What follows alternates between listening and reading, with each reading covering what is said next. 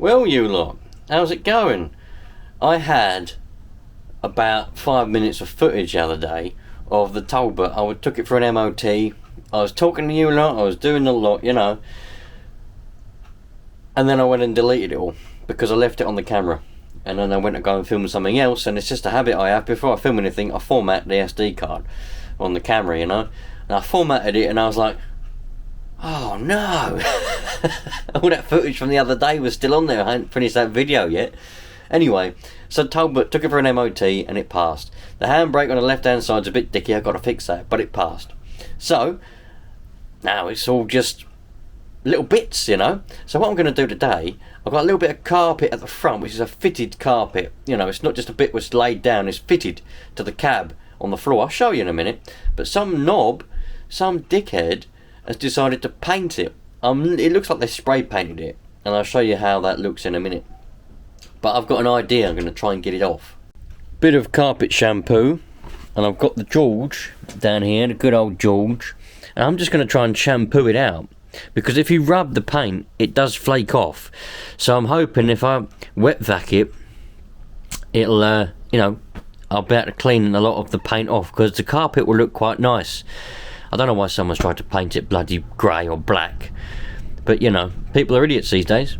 So look, this is what we've got. I reckon this was quite nice carpet when it was new. It's not like a little yellowy orangey dots on it, and it's like it was like a bluey colour. But somebody's painted it. Look, you can see the outlines of where they've tried to paint it. Bit of overspray here. For some reason they've put like a, I'm hoping it's like a carpet spray that's washable. Really like it will wash off. And also you can see where they oversprayed. You can say they definitely tried to paint it with spray paint, because they sprayed all along the back here and it went up on the back of the settee unit. So, and on the seatbelt covers, look. So I'm just going to wet vac it and see what happens. So what I'm going to do, wet vac. I have to suck all that up there. Look. I'm just going to wet vac this, see how it comes out. As far as moisture goes, there won't be any more moisture in here, and as if you was cooking, I don't think. So we'll be alright.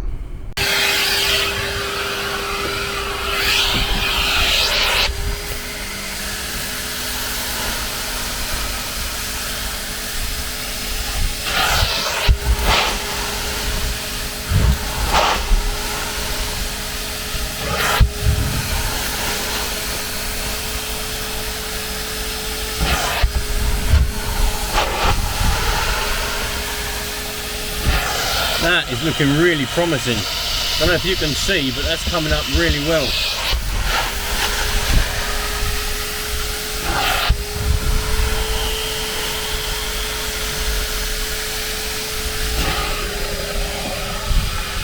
Look at that.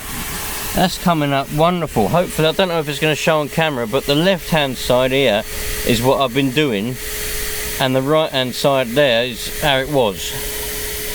There's literally years of dirt and grime, you know. I don't think anybody's ever bothered to clean these little carpets in 33 years. You can see down there, I'll show you in a bit of detail in a minute. That's what it used to be like. You know, maybe you're about to see here if I lift this one up. There you go. That's what the carpet was like more or less when it was new. And now you can see the difference.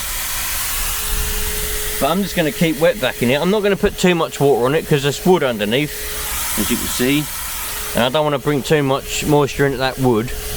But I'm just going to keep wet vacking it and drying it, you know, cleaning it and drying it, cleaning it and drying it, until it comes up reasonably nice. And it's actually a lot fluffier as well. That's all stiff and horrible, and that's fluffier. So I reckon that's a better route to go down rather than putting a new carpet in, because this is all fitted. Look, it goes all around the seats and everything. So I'm going to keep on doing that. It's quite awkward because of the limit. There's no space in here to really get anywhere. But look how much dirt is coming up.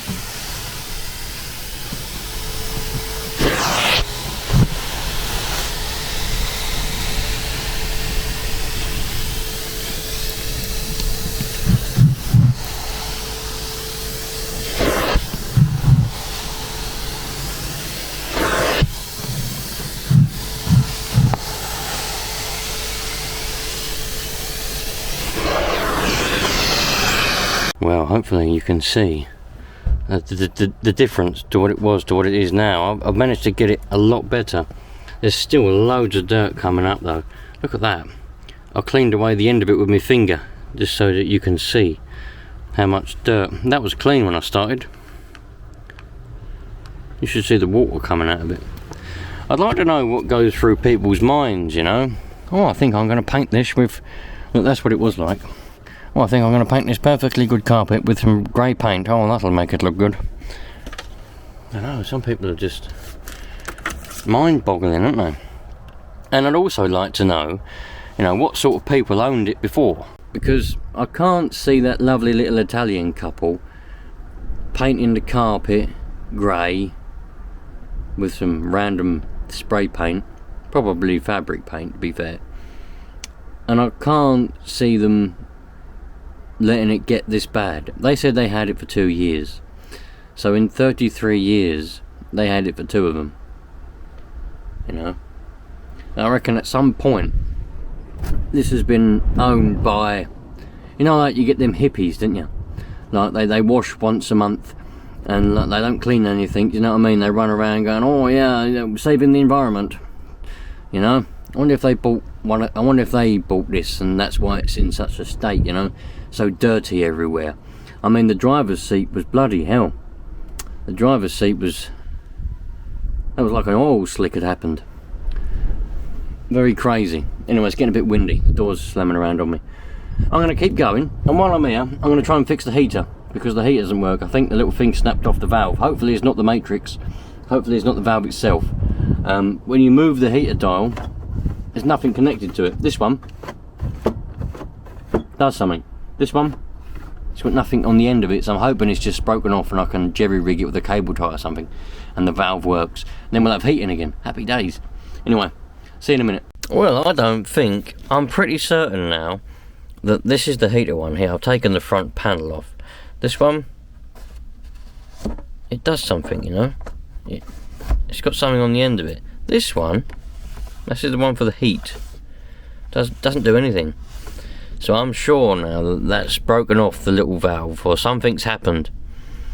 So I'm hoping I can get away without taking the dash out. There'll be those of you now that know this and you'll be going, no, you got to take the dash out and the dash is coming out. I don't mind taking the dash out, it's absolutely fine. It's only a few screws, one screw there, one screw there, one screw there, one on the other end, and it'll lift out.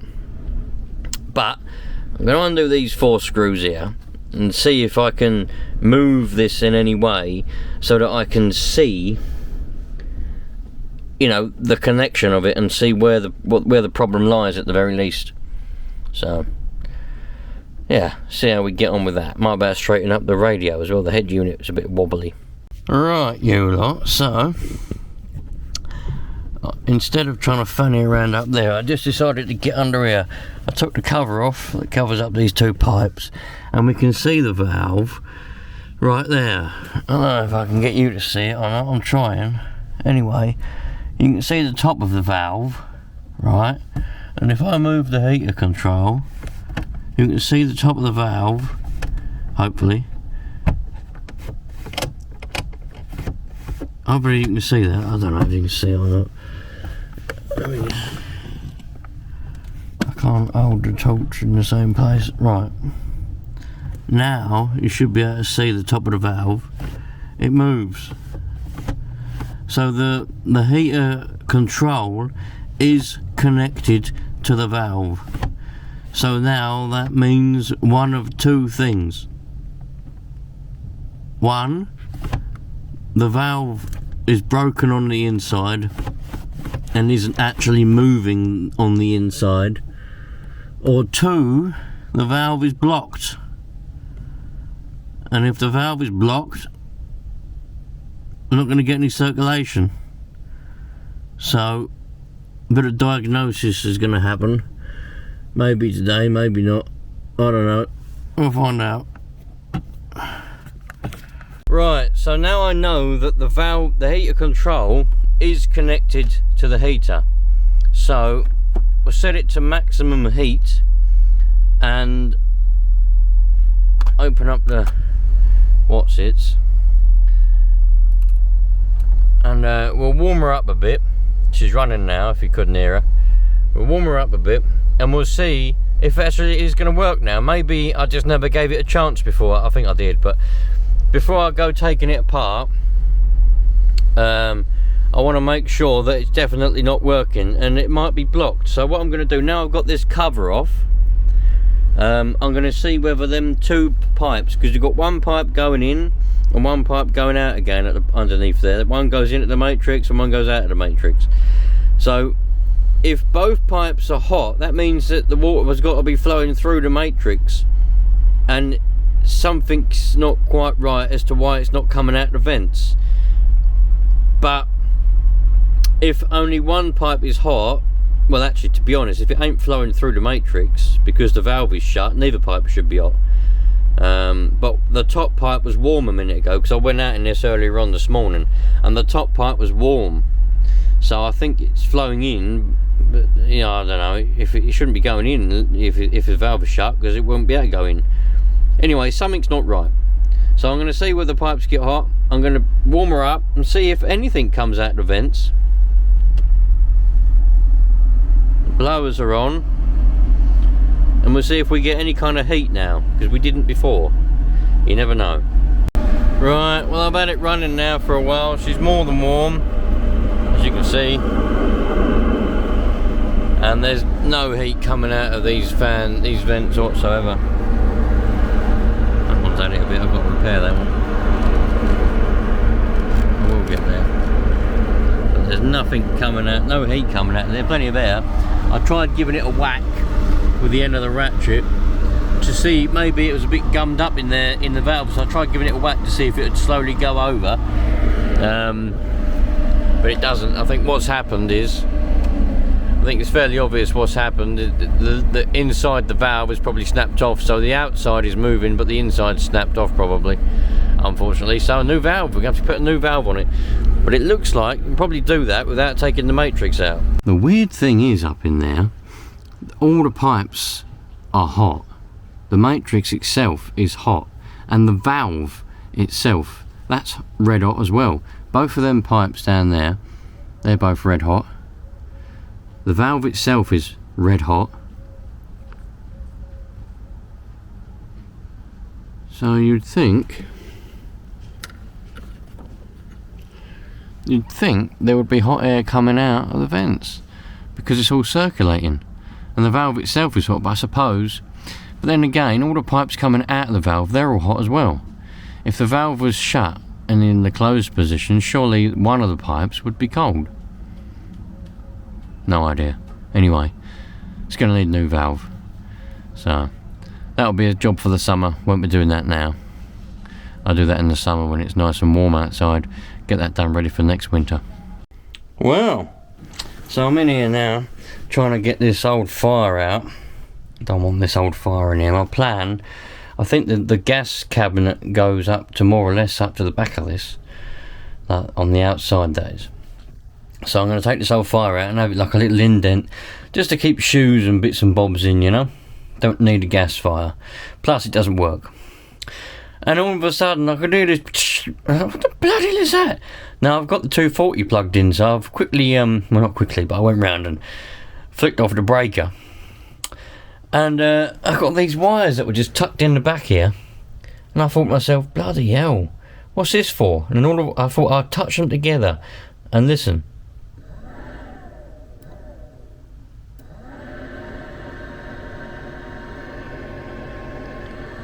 These are the wires for the switch to turn on the blower, which still works.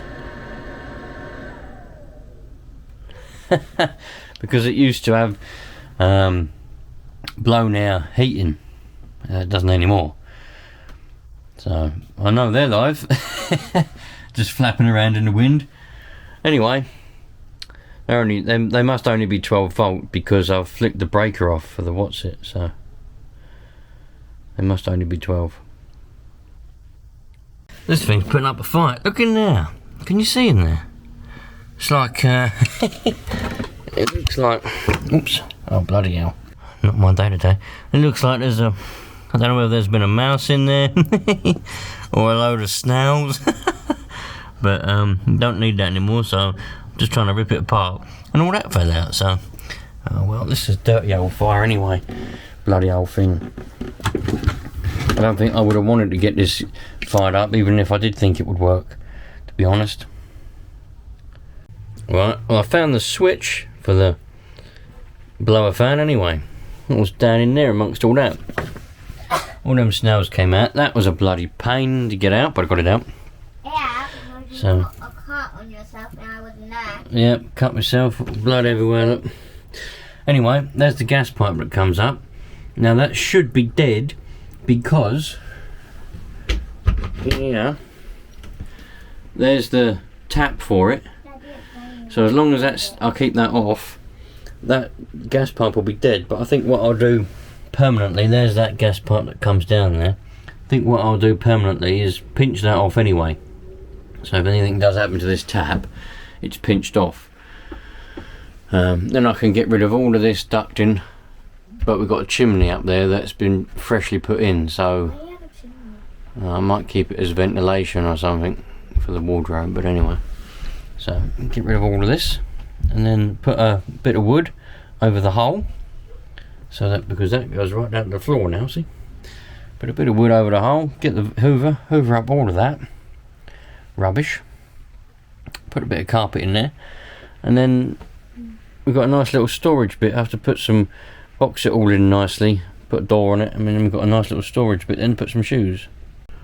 Well, I've moved along now. I've got to take that fan off the wall, but I've put that because that bed, the bunk bed there, folds up so that you can get in and out without bumping your head.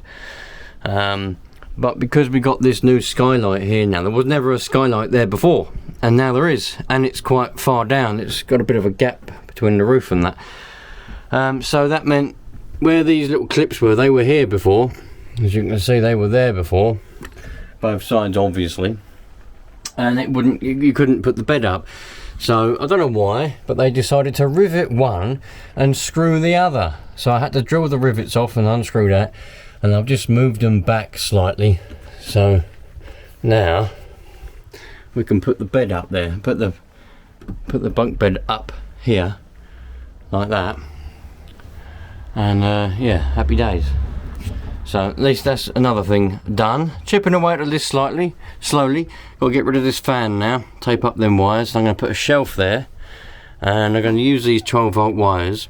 I'm going to get some USB chargers, so a little shelf, and that means anybody can just plug a USB straight in for 12 volts and just charge a phone or do something or another, you know. So that's the next thing on the list.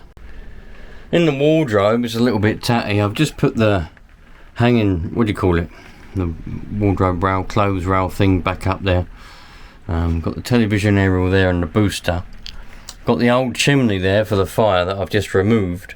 I think I'm going to leave that there for the time being, and maybe some point in the summer I might do something with it. I might cut it off there or something and put a little grating on the bottom of it, and then it can be ventilation for the wardrobe. I don't know, but for the time being it's staying there for now. I'm not going to get rid of that today. It's a bit tatty in here because he's done the roof, but obviously there's only so much he can do within the budget sort of thing when the bloke to put the roof on. I've got a hole there I've got to fill up. What's happened there? A bit of a mouse or something. But yeah, we're slowly getting there. All the original instructions are still on the doors. Need to give the doors a bit of a clean. That one's got wet at some point and peeled off, but at least the wardrobe's cleaned out. I've got to try and find somewhere to store that table now. I think, I don't know, I don't want to put it near the aerial in case it rips the aerial off the wall. That could be a bit of a dodgy situation.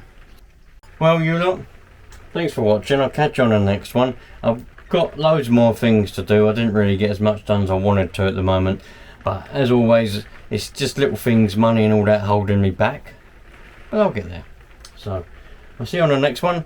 And one day this week, maybe the weekend or tomorrow or something, I'm going to go and I'm going to put all the pots and pans and cutlery and all this other stuff in here, because we want to go and give it a go. We want to go and test it out sometime in March maybe.